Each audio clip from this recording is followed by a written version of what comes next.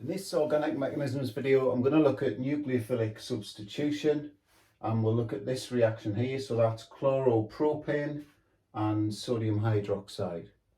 So the question is asking, what are the products of the reaction? So we're going to finish the equation, describe the mechanism, and how would the rate of this reaction compare to the same reaction but using bromopropane instead. So if you want to have a go at that, pause the video and then play on when you're ready for the answers. Okay, so we'll start having a look at the answer now. So there's the reaction. We produce propan-1-ol and sodium chloride. In terms of the mechanism, so we've got a dipole across this carbon-chlorine bond, slightly positive on the carbon, slightly negative on the chlorine due to the difference in electronegativity.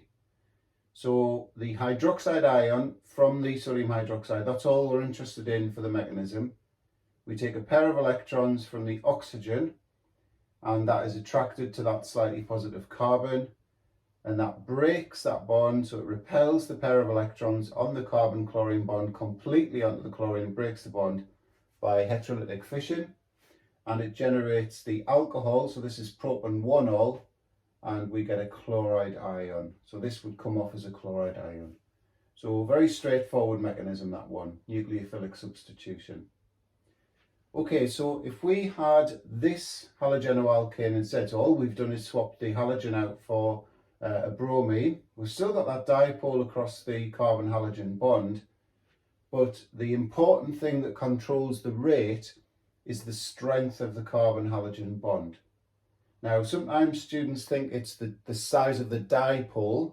So obviously this bond is more polar than this bond, but it's to do with the strength of the covalent bond.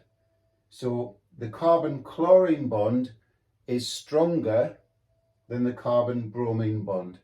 So because of that, this bond will break more easily than that one. And so the rate of hydrolysis is a hydrolysis reaction. The rate of this reaction will be quicker than this one, okay? If we had the iodo propane version, it would be even quicker because the carbon iodine bond is even weaker still. There's a sort of trend in the bond strengths.